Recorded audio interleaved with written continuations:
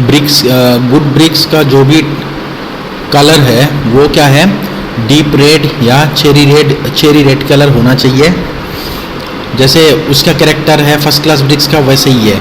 Texture and compactness, अगर good brick हो तो वो कम्पैक्ट होना चाहिए, they should have the high compactness. और साथ में सरफेस टेक्सचर क्या है, स्मूथ होना चाहिए, बट इतना भी स्मूथ होना नहीं चाहिए कि मोर्टर स्लिप कर जाए। और फ्री फ्रॉम लम्प्स होना चाहिए, लम्प्स ऑफ लाइम के जो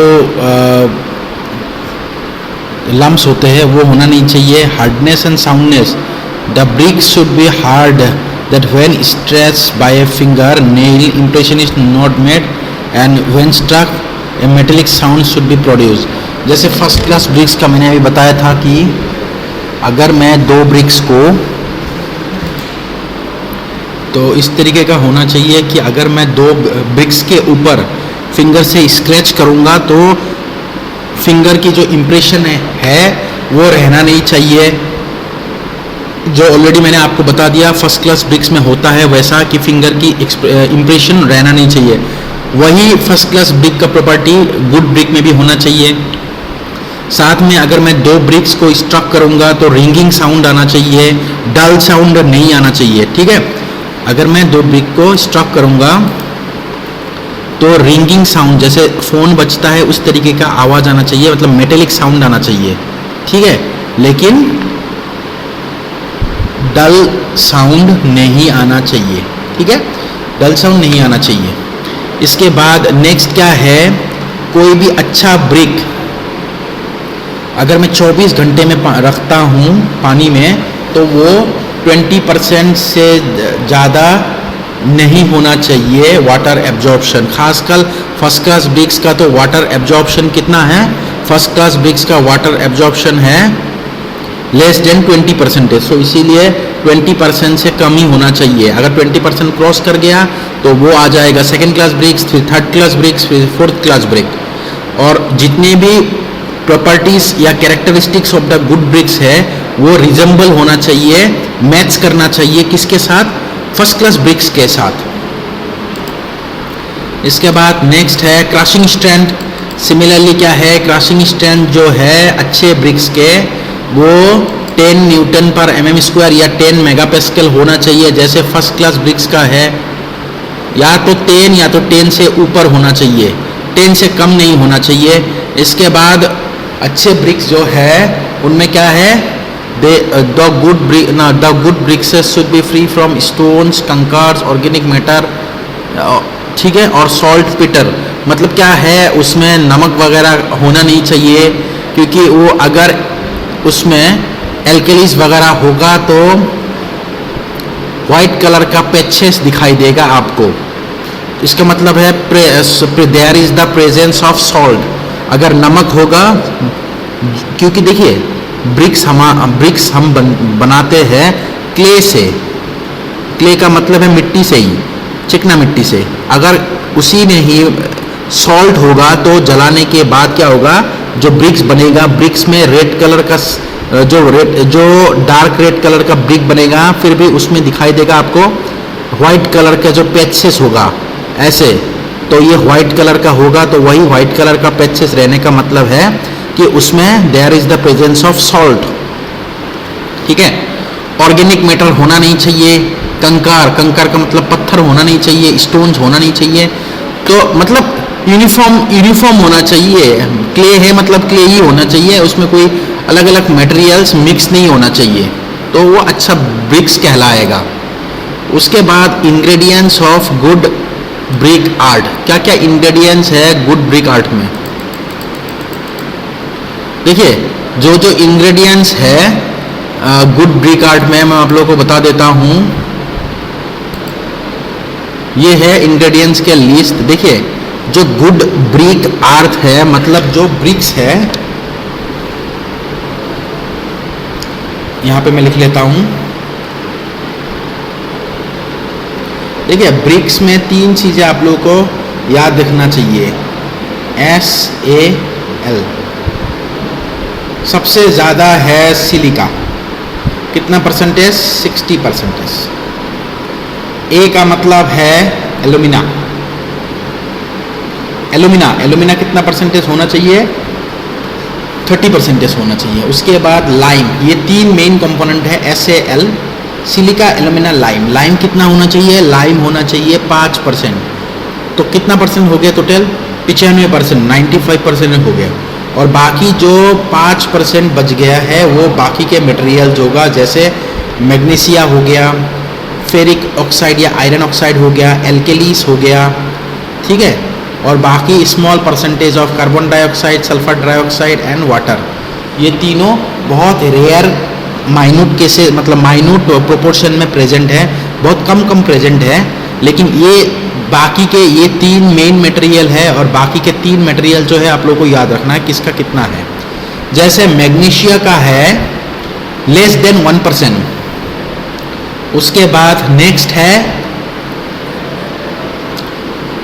आयरन ऑक्साइड, वो 5 से 6% होना चाहिए, ठीक है। इसके बाद एल्केलीज जो है 10% से नीचे होना चाहिए। तो इस तरीके से आप लोगों को याद रखना है कि magnesia, iron oxide and magnesia, iron oxide and alkalis, और बाकी सारा डिफरेंट मटेरियल्स, इंग्रेडिएंट्स।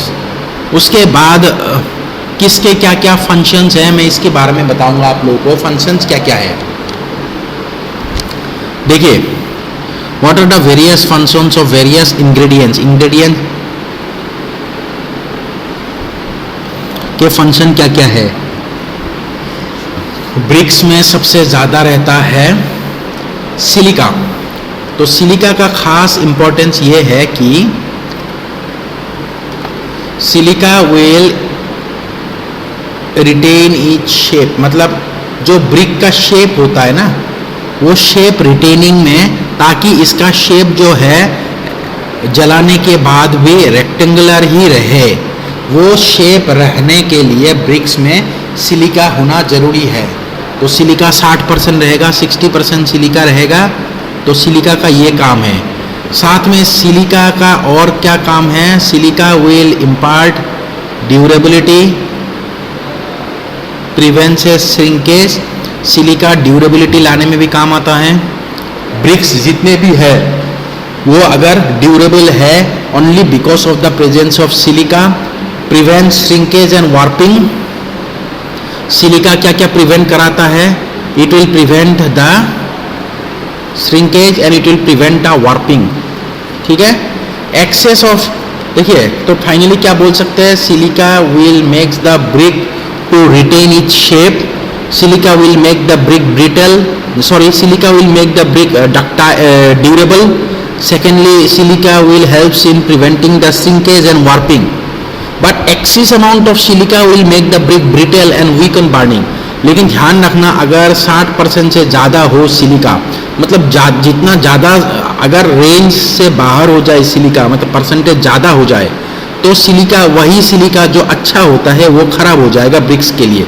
क्या होगा, ज़्यादा सिलिका रहेगा तो ब्रिक्स क्या हो जाएगा, ब्रिटल हो जाएगा, मतलब वो आसानी से टूट जाएगा।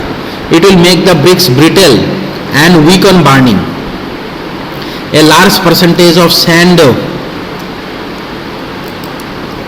or uncombined silica in clay is undesirable. However, it is addressed to decrease the shrinkage in burning and to increase the refractoriness of low clay alumina.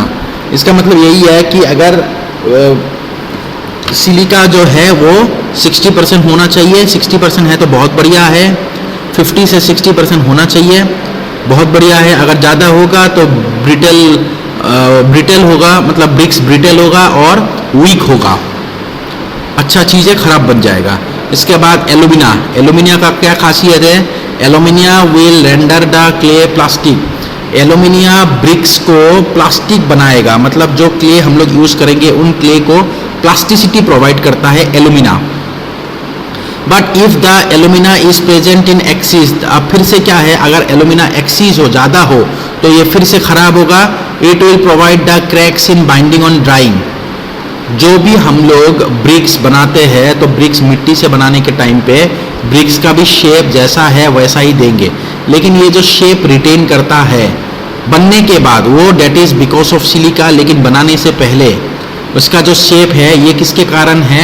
Because of the presence of plasticity in the bricks. और plasticity कौन लाता है BRICS में? Alumina. लेकिन ज्यादा alumina होने से BRICS में क्या होगा? क्रैक्स आएगा और साथ में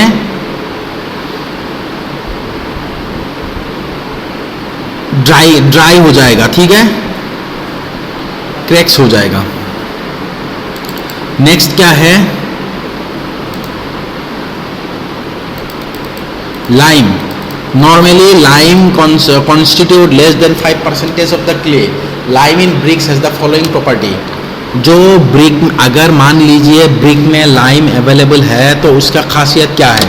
तो उसका खासियत यही है कि लाइम जो है,